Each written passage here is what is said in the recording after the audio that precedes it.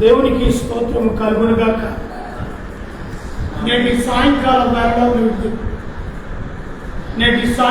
వేళలో మరి ప్రియులు మన యొక్క మంచి బ్రదర్ అనుకుందా, మంచి స్నేహితుడు అనుకుందా, మరి రోమర్ తాను మనల్ని ప్రేమించి తన గృహానికి ఆహ్వానించారు. నేటి దినాన ఈ యొక్క కృతజ్ఞత కూడికగా చిన్న ప్రార్థన ప్రేమింగ్ చేయాలని తాను ఆశతో ఆ యొక్క వర్తమానాన్ని ఇచ్చినప్పుడు ప్రేమపూర్వకంగా మేము ఆ యొక్క మాటను స్వీకరించి ఈ గృహానికి నడిపించబడ్డాం. నేడు మాతో వారితో మేము కలిసి దేవుని స్తుతించుటకు ఇచ్చిన ఈ సమయాన్ని బట్టి ఆయనకు ఏమిచ్చి రుణాన్ని తీర్చుకోలేము కాబట్టి కృతజ్ఞతగా ప్రభు ఈ కూడికను దీవించి ఆశీర్వదించునుగాక. మరి ప్రత్యేకంగా దేవుడు తనకు అనుగ్రహించిన మరి తన యొక్క సతీమణి, తనతో పాటు మరి తనకు అనుగ్రహించిన గర్భఫల కుమారుడు రాజు, కుమార్తె కోడలమ్మ, మరి వారు ఈ సమయంలో మన మధ్యలో లేరు. వారు మరి విదేశంలో ఉంటూ ఉన్నారు.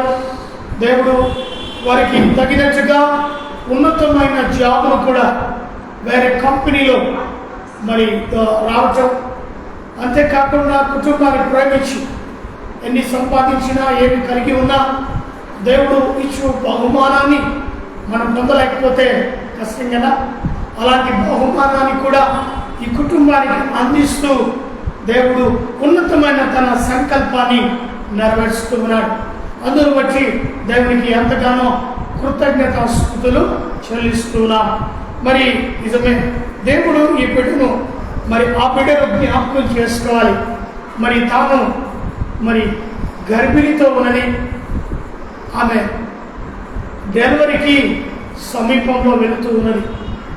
ఈ లోకానికి ఒక నూతనమైన కుమార్తె కావచ్చు, కుమారుడు కావచ్చు, ఈ లోకానికి ఇంట్రడ్యూస్ పరిచయం చేయనై ఉంటుంది.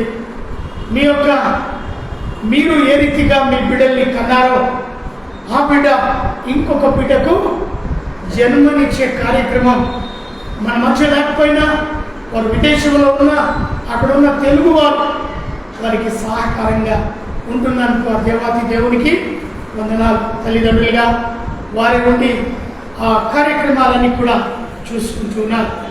మరి దూరంగా ఉంటున్నాం, అయ్యో దూరంలో ఉంటున్నాం కదా, పిల్లలకి ఎవరు లేరు ఎట్లా అని అనుకోవాలండి. దేవుడు ఏర్పాటు చేస్తాడు, తన బిడ్డలకు కావాల్సింది ఏర్పాటు చేస్తాడు. నువ్వు ఉన్నా లేకపోయినా ఆ సమయంలో తానే ఒక తల్లిగా, తండ్రిగా, ఒక స్నేహితురాలుగా, ఒక కుటుంబ సభ్యురాలుగా దేవుడు ఒకరిని ఏర్పాటు. మనం చేయాల్సిందల్లా ఒకటే, అయ్యా వారు దూరదేశంలో ఉన్నప్పటికీ కూడా మా ప్రార్థన ఈ ఇండియా దేశంలో మేము చేస్తుండగా 7 సముద్రాలు దాటి మా బిడ్డలను మీరు ఉచిత ప్రార్థన మన కుటుంబంలో చేసుకుంటే దేవుడు ఎంతగానో ఆశీర్వదిస్తాడు. అందుకే ఈ బిడ్డ ప్రసవించు దినము కూడా మరి జ్ఞాపకం చేసుకోవాలి. ఆ బిడ్డ ప్రసవించే వరకు కూడా ఆ బిడ్డను మనం జ్ఞాపకం చేసుకుంటాం. ఆ బిడ్డ ఎంతగానో 4 మాసాలు మోయాలి. ఒకవేళ తల్లి తండ్రి ఉంటే, అమ్మా నాకు ఇక్కడ బాధ, నాకు ఇక్కడ నొప్పి, వెంటనే వాళ్ళు ఏం చేస్తారు, హాస్పిటల్కి తీసుకుంటారు, అత్తమామలు చెప్పుకుంటారు. కానీ ఇప్పుడు పరిస్థితి ప్రభావం మన చేతిలో లేదు. అది ఎవరు చేతిలో ఉంది? దేవుని చేతిలో. కాబట్టి కుటుంబ సభ్యులు మనం చేయాల్సిందల్లా ఒకటే, దేవుణ్ణి ప్రార్థించాలి. దేవుడు ఎన్నెన్నో గొప్ప కార్యాలు కుటుంబంలో జరిగించాడు, ఎన్నెన్నో అద్భుత కార్యాలు జరిగించాడు. దేవునికి అసాధ్యమంటూ ఏది కూడా సమర్థము. హల్లెలూయా. కాబట్టి మంచి ఆరోగ్యమైన అందమైన మరియు ఆత్మీయ బిడ్డను ఈ లోకానికి ఇంట్రడ్యూస్ చేయాలి అనుకున్నాను. మంచి ఆరోగ్యముతో అందమైన బిడ్డతో ఈ లోకానికి ఇంట్రడ్యూస్ చేయాలి. అలాగా ఆ యొక్క గర్భిణితో ఉన్న బిడ్డను బట్టి మనం ప్రార్థిస్తాం. మరి ఆ యొక్క అందమైన బిడ్డ, ఆత్మీయ బిడ్డ ఈ లోకానికి రావడానికి మరి అందుకనే మరి ఈ యొక్క కోడికలో ప్రార్థిస్తాం. ఏదో కుటుంబంలో ఏదో ఒక సమస్య ఉండనే ఉంటుంది. అన్నీ ఉన్నా కూడా ఏదో ఒక లోటు ఉండనే. మరి ఇద్దరు కుటుంబాలు కూడా, ఇరు బిడ్డలు కూడా మీకు ఉన్నదంతా ఒకటే లోటు. ఏంటి? ఆ బిడ్డలు మా దగ్గర ఒకటే, కానీ దేవుడు వారితో ఉన్నాడు. హల్లెలూయా. మరి కావలసింది చేస్తాడు. మనం చేయాల్సిందల్లా ప్రార్థన. కాబట్టి స్త్రీ ప్రసవ దినములు వేదనకు ఒక బిడ్డకు జన్మనియాలి. ఇవ్వాలి అంటే వేదనతో కూడిన ప్రసవం ఇవ్వాలి. ఒక్కొక్కసారి ప్రాణాలు తెగిస్తుంది తల్లి బిడ్డ కోసం. నిజంగానే ఆ స్థితిని మనం జ్ఞాపకం చేసుకుంటే బాధ కలుగుతుంది, ఆశ్చర్యం కలుగుతుంది.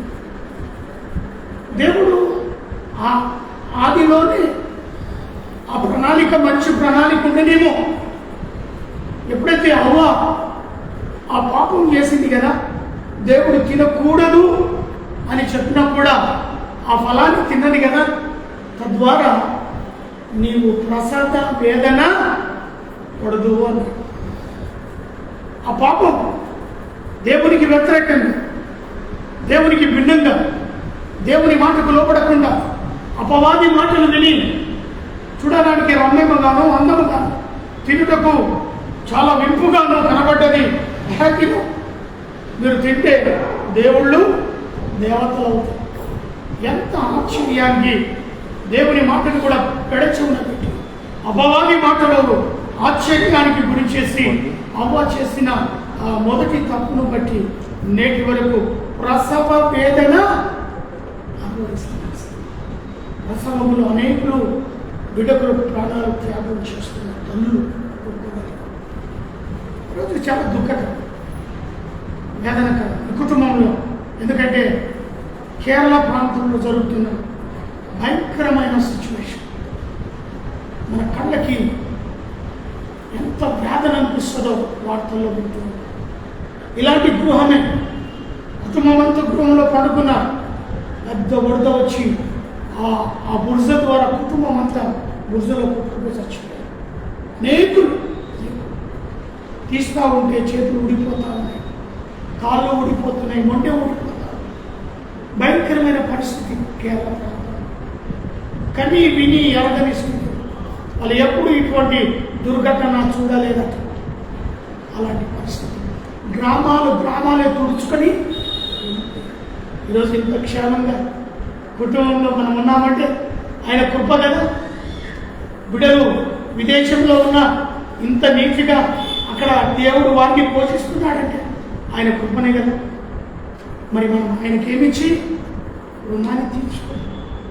అనుదినము మనం ఉద్యోగం చేస్తున్నాం, ప్రయాసపడుతున్నాం, కుటుంబాన్ని పోషిస్తున్నాం, ఇవన్నీ జరిగిస్తున్నాం. దేవుని మాత్రం మర్చిపోయి స్త్రీ ప్రసవ వేదనతో బిడ్డకు జన్మని. ఆదికాండం 3వ అధ్యాయం ఒకసారి గమనించండి. ఆదికాండము 3వ అధ్యాయము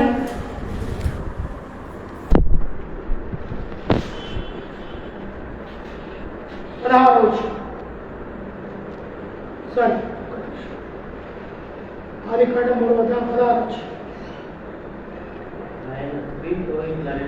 ఆయన స్త్రీని చూచి, నీవు ప్రసవ నీ గర్భమును నేను మిక్కిలి హెచ్చించదను, వేదనతో పిల్లలను కలుగు, నీ భార్య ఎడల నీకు వాంఛ కలుగు. నీవు ప్రసవ దినమునందు వేదనతో బిడ్డలను కలుగు. ఆ రోజుల్లోనే దేవుడు క్షమించాడు. ఆయన మాటను వినక దేవునికి ప్రణాళిక ఉండేదో లేదో ఆ రోజు వాళ్ళిద్దరిని సృష్టించినప్పుడు ఎప్పుడైతే దేవుని మాటను మీరిండ్రో ఆనాటి నుంచి నేటి వరకు వేదన అనుభవించాల్సి. ఒక బిడ్డకు జన్మనివ్వాలి అంటే ఆ తల్లి అనుకుంటాడంట, నేను బ్రతుకుంటే ఇంకోసారి ఇంకో బిడ్డకు జన్మనివ్వను అనుకుంటాను. ఏమనుకుంటుంది? ఇంకొక బిడ్డకు నేను చచ్చిన జన్మనివ్వను. ఏ క్షణాన? ఆ క్షణాన బిడ్డ బయటకు వచ్చాక ఆ బిడ్డను చూసి కౌకిలిలో తీసుకుంటాడు. అప్పటి వరకు పడిన శ్రమ మర్చిపోతాడు. హల్లెలూయా. ఇంకొక డిసైడ్ చేసుకుంటుంది ఇంకొక బిడ్డ అది మర్చిపోతున్నాడు. మళ్ళీ ఇవ్వడానికి అంత ప్రసవ వేదన. మరి ఒక నూతనమైన అందమైన బిడ్డలు లోకానికి ఇంట్రడ్యూస్ చేయాలి, ఆత్మీయ బిడ్డలు పరిచయం. కాబట్టి మనము దేవుని సన్నిధిలో ప్రార్థించాలి. మనము దేవుని సన్నిధిలో ఈ యొక్క గొప్ప అవకాశం ఇచ్చాడు. వారు ఇక్కడ లేకపోయిన వారి కొరకు ప్రార్థన చేసే స్థితిని. అదే రీతిగా వేదన యోహాను సువార్త 16వ అధ్యాయం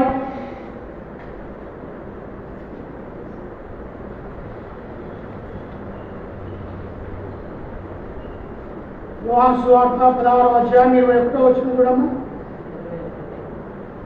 స్త్రీ ప్రసవించినప్పుడు ఆమె గడియ వచ్చాను కనుక ఆమె వేదన పడుతూ అయితే శిశువు పుట్టగానే లోకమందు నరుడు ఒకడు పుట్టినని సంతోషము చేత ఆమె ఆవేదన మరి జ్ఞాపకము చేసి ఎన్నడూ చేసుకోదు. హల్లెలూయా. మళ్ళొక నరుడికి నేను జన్మనిచ్చాను అనే సంతోషముతో ఆ వేదనను మర్చిపోతాడు. అలాంటి గొప్ప భాగ్యాన్ని స్త్రీకి ఇచ్చాడు. మరి ఈ యొక్క ప్రసవ వేదన గడియ వచ్చినప్పుడు మరి ఆమె వేదనతో ఎంతో ఆ శిశువును పుట్టగానే లోకమందు నరుడు పుట్టెను సంతోషము చేత ఆమె వేదన మరి జ్ఞాపకము చేసుకున్నాడు. దేవుడు అద్భుతంగా ఆ యొక్క బిడ్డ కొరకు జ్ఞాపకం చేస్తున్నాడు. మనం కూడా కుటుంబ సభ్యులుగా ఆ వేదన తనకు వచ్చినప్పుడు నూతనమైన నరులా యువతి లేకపోతే కుమారుడు కుమార్తె లోకానికి వచ్చినప్పుడు తల్లి బిడ్డ క్షేమంగా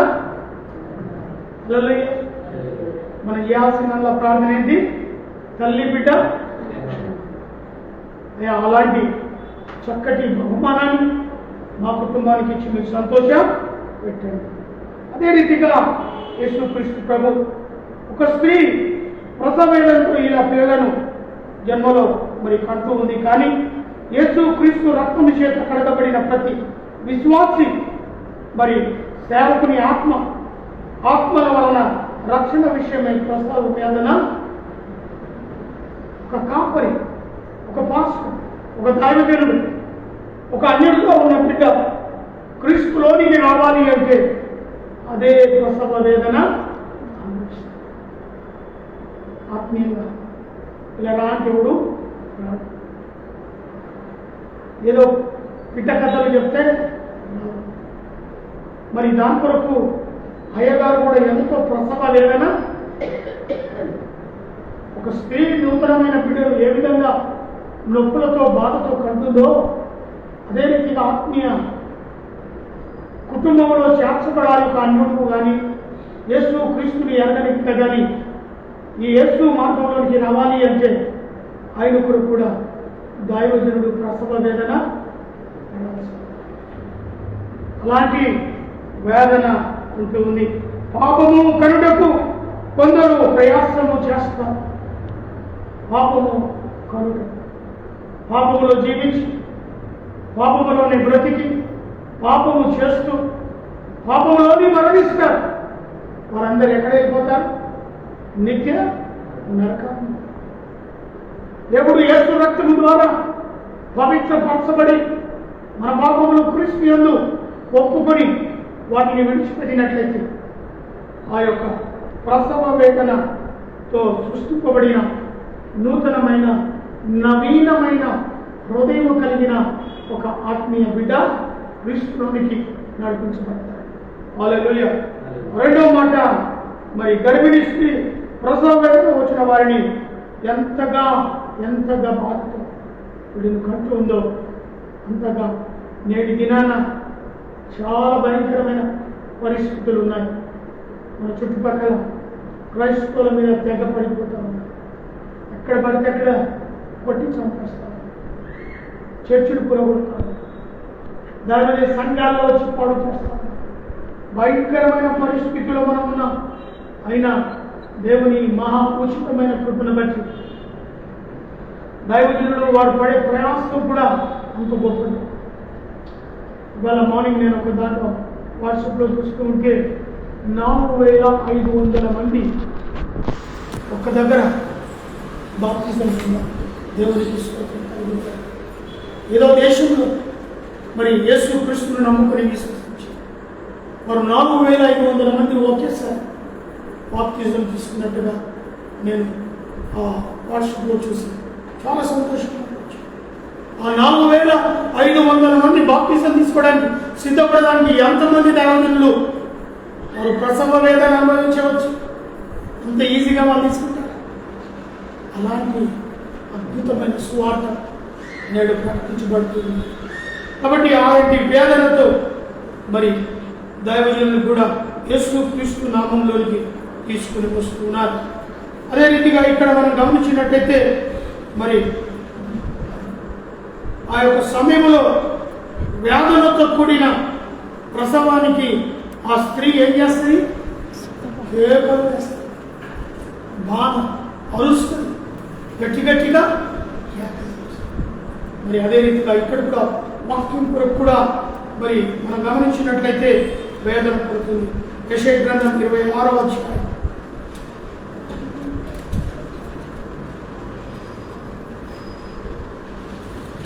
26వ అధ్యాయం 16వ వచనం చూడండి.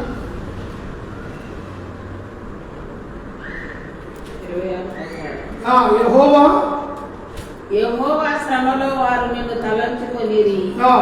నీ శిక్ష వారి మీద పడినందున వారు విశేషముగా దీన ప్రార్థనలు చేసేది. దేవునికి ఇష్టం ఏం చేశారు? దీన ప్రార్థన. దీనం అంటే ఎట్లా చెప్పండి? వినమ్రతతో. దీనంగా అంటే ఏమీ లేనట్టుగా, ఎన్ని కలిగి ఉన్నా ఏం చేస్తుంది? అణిగి మెనిగి ఉంటుంది. దీనం. ప్రభా నేను దీనుడు, దరిద్రుడు, నా ప్రార్థనని వాళ్ళకి ఒకడు వచ్చాడు. నేను ఎట్లా చేసి దేవుడు నా ప్రార్థన ఎట్లా నా పైన వచ్చి అంతలో ఇంపాయన అంటాడు, నేను పాపిని రొమ్ము పట్టుకుంటా ఆకాశం వైపు కళ్ళెత్తి పాపినైనా నా ప్రార్థన నీవు. మరి ఇద్దరితో ఎవరు ప్రార్థన అయినాడు? పాపి అయినా. ఆ రకంగా దీన మనస్సు కలిగి దేవుని సన్నిధిలో ప్రార్థిస్తే ఉన్నవాళ్ళు అదే చేస్తారు. దీన మనస్సుతోనే ప్రార్థన చేస్తారు. ఆ దీన మనస్సు వేదనను కలిగిస్తుంది కాబట్టి దీన మనస్సుతో వారు ప్రార్థన. ఎందులో? శ్రమలో. వారు ఎందుకు? శ్రమ. వారికి శ్రమ సంబంధించింది కాబట్టి వారి మనసు అంతా తగ్గించుకొని దేవుని సన్నిధిలో ఈరోజు కుటుంబ సభ్యులుగా మీరు బిడ్డ కొరకు దీన మనసు కలిగి మీ ప్రార్థనలో. అంతేకాకుండా పౌలు గారు అంటారు మరి గలతీలకు రాసిన పత్రిక 4వ అధ్యాయం 19వ వచనంలో, గలతీలకు రాసిన పత్రిక ప్రశ్న 19వ వచనం, నా పిల్లలారా క్రీస్తు స్వరూపము మీ అందు ఏర్పడు వరకు మీ విషయం మరలా నాకు ప్రసవ వేదన కలుగుతుంది. ఎందుకని? క్రీస్తు పిల్లలుగా ఆయన బిడ్డలుగా మనం జీవించాలి.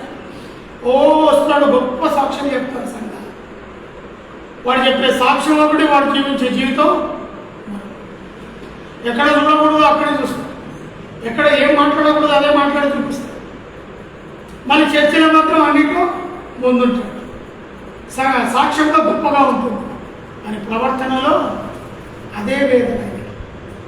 నిజమైన క్రీస్తు బిడ్డ చెప్పచ్చు.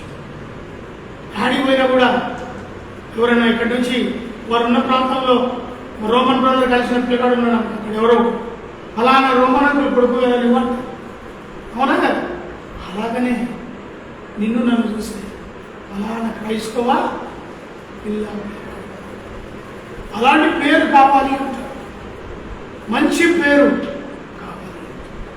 చివరిగా మరి యేసు ప్రభు యొక్క అద్భుతమైనది ఏంటంటే, మరి స్త్రీ యొక్క వేదనతో ఎలా పిల్లల్ని జన్మిస్తుందో అలాగే క్రీస్తు రక్తము ద్వారా కడగబడిన ప్రతి విశ్వాసికి సేవకుని ఆత్మల రక్షణ అర్థమై ప్రసవ వేదన కలుగుతుంది. మరి మనము కూడా ప్రసవ వేదన భయంకరమైనది, బాధతో కూడినదై ఉన్నది.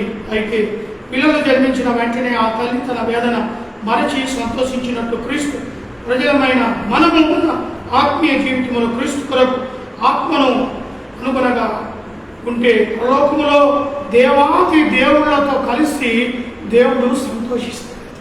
హల్లెలూయా.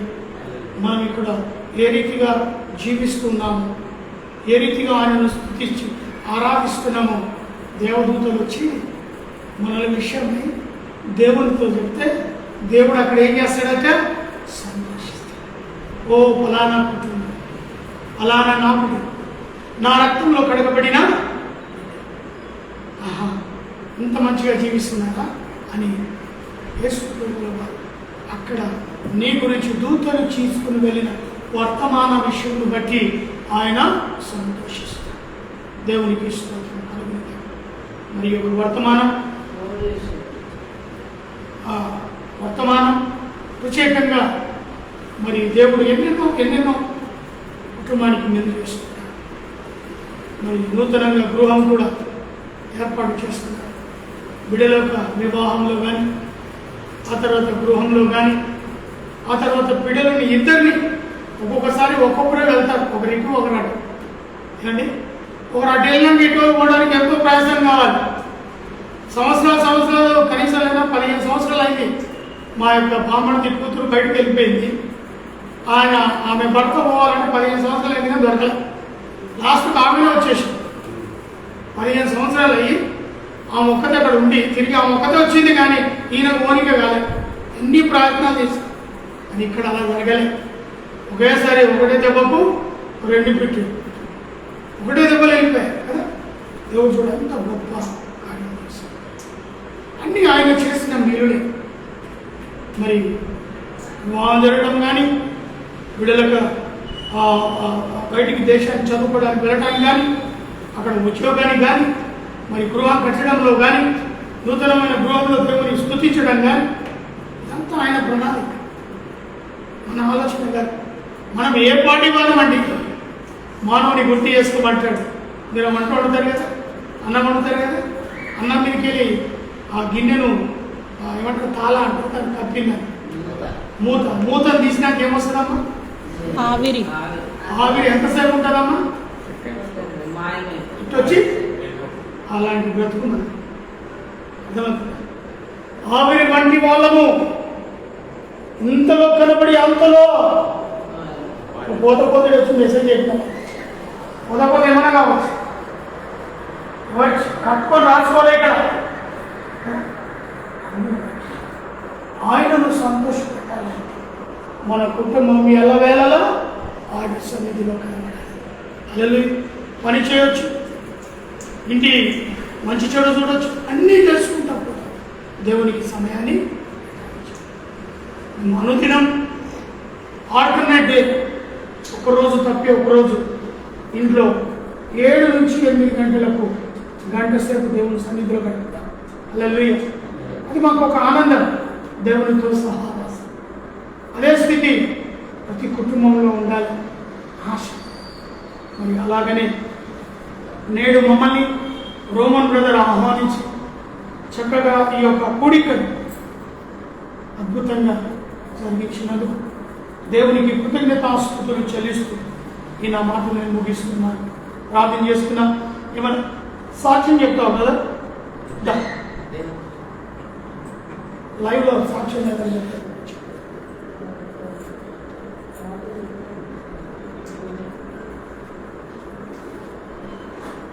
మా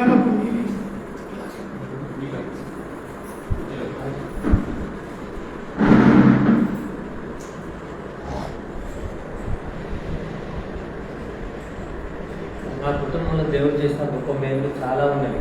ఆయన కృపను బట్టి మేము ఎల్లవేళలా ఆయన దేవుడికి కృతజ్ఞత తెలుపుతూ ఉంటాం, తెలుపుతూనే ఉంటాం.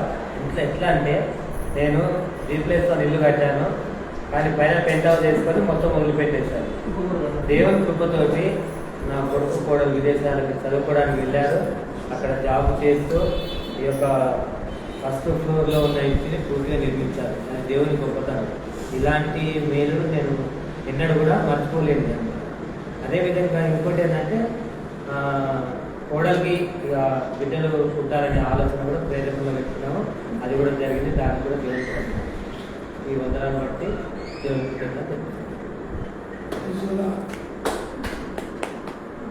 ప్రార్థన చేసుకుందాం. చివరి ప్రార్థన ప్రార్థనతో ఒక కోరికను ఏమండి అందరి ప్రేమ నమ్మకము గల ప్రియ పరలోకపు తండ్రి, ఉన్నవాడవు అనువాడవని గొప్ప దేవుడవు, మీరు మా పట్ల చేస్తున్న గొప్ప కార్యాలను బట్టి కృతజ్ఞతాస్తుతులు చెల్లిస్తున్నా. ఇదిగో మా ప్రభా ఈ యొక్క సాయంకాల వేళలో మా ప్రియులు రోమన్ బ్రదర్ వారి యొక్క వియంకుల వారు ఆయా కుటుంబానికి మమ్మల్ని ఆహ్వానించారు. కొన్ని నిమిషంలో నీ సన్నిధిలో గడపడానికి ఇచ్చిన సమయాన్ని స్తోత్రం. నీ సన్నిధిలో మేము ప్రార్థిస్తున్నాం. మీరు ఇచ్చిన గర్భఫలం బిడ్డలు ఆయా విదేశంలో ఉంటున్నారు. అటు బిడ్డలకు నైనా మీరు నూతనమైన కుమారుని కుమార్తెను ఇవ్వబోతున్నారు. అటు బిడ్డ కొరకై మేము ప్రార్థిస్తున్నాం. బిడ్డ యొక్క ప్రసవ దినముల మంచి డెలివరీ జరుగుటకు నీ సన్నిధి కాంతి బిడ్డ పైన ఉదయింపచేయండి. తల్లిదండ్రులైన లోటు మీరే తల్లిదండ్రులుగా ఆ బిడ్డలతో ఉండండి. ఆ యొక్క గొప్ప కార్యాన్ని జరిగించి బ్రదర్ చెప్పిన సాక్ష్యాన్ని బట్టి, నూతనమైన గృహాన్ని బట్టి వందనాలు స్తోత్రాలు. ఆయా బిడ్డలు చేస్తున్న ఉద్యోగాలను దీవించండి, ఆశీర్వదించండి, నీ కృపలో బలపరచండి. మరి రోమంత యొక్క సతీమణిని వారి యొక్క ఈ అంకుల వారిని బట్టి ప్రార్థిస్తున్నా. రెండు కుటుంబాలను నీ సన్నిధిలో జ్ఞాపకం చేస్తున్నాను. వారి పట్ల ఇంకా అనేకమైన అద్భుతమైన గొప్ప కార్యాలు జరిగిస్తూ ఘనత మహిమ ప్రభావాలు పొందుతాయి. వచ్చే దీవించండి, ఆశీర్వదించండి. ప్రతి ఒక్క కుటుంబంలో ఈ రీతిగా వారి యొక్క ప్రార్థన కూడికలను ఏర్పాటు చేసుకున్నట్టు సహాయ కృపను దాయిచ్యమని ప్రార్థిస్తూ మమ్మను మా కుటుంబాన్ని నీ సన్నిధిలో జ్ఞాపకం చేసుకోమని ఈ దీనదాసుడుగా మరి ఫేస్బుక్ ఆన్లైన్ ద్వారా జరుగుతున్న ఈ పరిచయం మాతో పాటు ఆన్లైన్లో కూడా ఎంతోమంది ఆయా యొక్క కూడికలో పాల్గొంటూ పొందారు. అతి బిడ్డలను వారి కుటుంబాలను మెండారుగా దీవించి ఆశీర్వదించి మా దేశాన్ని, రాష్ట్రాన్ని, ప్రపంచాన్ని ఏలుతున్న దేశ నాయకులను ఆశీర్వదించి మా రాష్ట్ర ముఖ్యమంత్రులను మంచి పరిపాలన జరుగుటకు సహాయం చేయండి. ప్రత్యేకంగా కేరళ రాష్ట్రంలో భయంకరమైన పరిస్థితి కని విని ఎరగని స్థితిలో ఎన్నడూ అలాంటి పరిస్థితులు అక్కడ సంభవించాయి. ఎన్నో ఆత్మల ప్రభావం అక్కడ మరణించారు. అటు ఆత్మలకన్నిటికీ కూడా ముందుకు రావడానికి సహాయం దాయిచ్చారు. మరి అంతేకాకుండా ప్రధాని మోడీ గారు ఒక గొప్ప అవకాశాన్ని, అదే రీతిగా రాహుల్ గాంధీ ఆ యొక్క ప్రాంతం విషయం గొప్ప తీర్మానం తీసుకున్నట్టు సహాయం దాయిచ్చారు. ఆ రీతిగా ఇంకా ఎన్నో మహారాష్ట్రలో కూడా భయంకరమైన వర్షాలు కురుస్తూ ఉన్నాయి. ప్రభా చాలు ఎక్కువ మరి ప్రాబ్లమ్స్లో అనేకులు పడిపోతారు. ప్రాణ నష్టం, ఆస్తి నష్టం ఎంతగానో సంభవిస్తుంది. చాలు ప్రభా, రైతులు పండించిన ప్రతి పంటకు చక్కటి గిట్టుబాటు దొరుకులాగా సహాయం తెచ్చి మా యొక్క దేశ సరిహద్దులో ఉన్న మిలిటరీ వారిని బట్టి, పోలీసు వారిని బట్టి, పారిశుద్ధ కార్మికులు, ప్రెస్ వారు, డాక్టర్, నర్సులు, ఆయిలను బట్టి ప్రార్థిస్తున్నారు. రోగులో ఉన్న వారిని స్వస్థపరచండి, ఆరోగ్యం దయచేయండి. నేటి దినాన పాలించేవారు, కనులైన వారు అనేకులు ఉన్నారు. వారిని జ్ఞాపకం చేసుకున్నాడు. ఆ వివాహ దినములు, జన్మదినములు జరుపుకుంటున్న బిడ్డలు ఉంటున్నారు. వాటి బిడ్డలను దీవించండి. ప్రత్యేకంగా ఉద్యోగాలు లేక, వివాహం జరగక, గర్భఫలం లేక బిడ్డలు ఉంటున్నారు. అటు బిడ్డల కొరకై ప్రార్థిస్తున్నాం. వారికి కావలసిన కోరికలను నెరవేర్చు. ప్రత్యేకంగా మా ప్రభా, మరి heart problem, liver problem, kidney problem, మోకాల నొప్పులతో, అరికాల నొప్పులతో, బీపీ, షుగర్ లాంటి జబ్బులతో బాధపడుతున్న వారికి స్వస్థత, విడుదల యేసు నామములో కలుగునుగా కానీ ఆజ్ఞాపిస్తుంది. నాలో ఉన్న బీపీ, షుగర్, సమస్తమైన వ్యాధి బాధలను నిలబెట్టావు. అటు ఉద్యోగంలో నుండి సేవలను ఘనముగా బలముగా వాడుకొని ప్రార్థిస్తూ ఈ రాత్రిక ఆశీర్వాదాలు ప్రత్యేకంగా మాపై మీరు కుమరించగలరు. యేసు నామములో అడిగి పెట్టుకుంటున్నాను తండ్రి. పరలోకమందున మా తండ్రి, నీ నామం పరిశుద్ధ తండ్రి. మన తండ్రి అయిన దేవుని ప్రేమ, కుమారుడైన యేసు క్రీస్తు కృప, పరిశుద్ధాత్మ అన్యోన్య సహవాసమైన కూడిన మనకును, ప్రత్యేకంగా రోమన్ కుటుంబానికి తన కూడా